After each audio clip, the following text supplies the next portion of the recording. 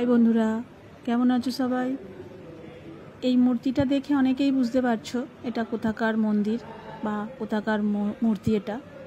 তো আমার আশেপাশে ডোমজুর বা মাকড়দহের মানুষেরা তো চিনবেই এটা। যারা আমার দূরের বন্ধু আছো তারা হয়তো অনেকেই জানো না বা অনেকেই দেখোনি, হয়তো নাম শুনেছো, আশা হয়ে ওঠেনি। তো এইটা হচ্ছে মাকড়দহের মা মাকড়চণ্ডীর মূর্তি আর মা মাকড়চণ্ডীর মন্দির।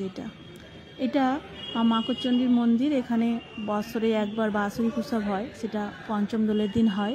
পঞ্চম দোলের দিনে মেন উৎসবটা হয়, বাকি বেশ কিছুদিন এখানে মায়ের অনুষ্ঠান চলে, অন্নকূট হয়, মেলা বসে, অনেক দিন যাবৎ মেলা থাকে।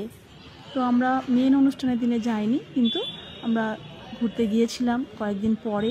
তো তখনও মায়ের মন্দির আলোয় আলোকিত, সাজানো গোছানো, সারা প্রাঙ্গণ জুড়ে মেলা বসেছে। তো বেশ ভালো লাগলো দেখে, মায়ের মূর্তি দেখে, মাকে দেখে।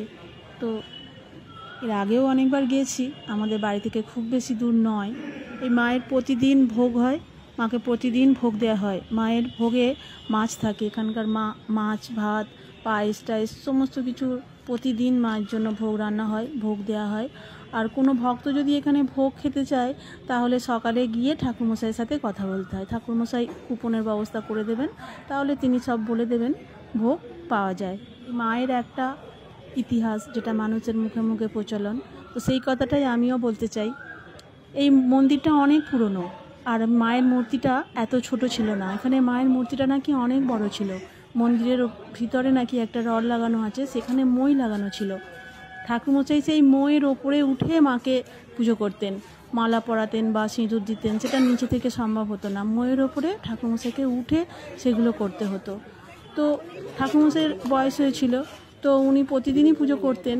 তো একদিন কি হয়েছে, মায়ের পুজো করার জন্য যখন মইতে উঠেছিলেন তখন কোনো কিছু জিনিস নিচে রেখে চলে গিয়েছিলেন, যেটা ময়ে ওঠার পরে ওনার মনে পড়ে যে আমাকে আবার নামতে হবে, গিয়ে ওটা নিয়ে আসতে হবে, তারপরে মাকে পড়াতে হবে। তো তখন তিনি যেন মাকে বলেছিলেন, মা তুই এত লম্বা, আমার বয়স হয়েছে, আমি কি এতবার ওঠা নামা করতে পারি? কি করে তোর পুজো করি বল, তুই এত কেন লম্বা?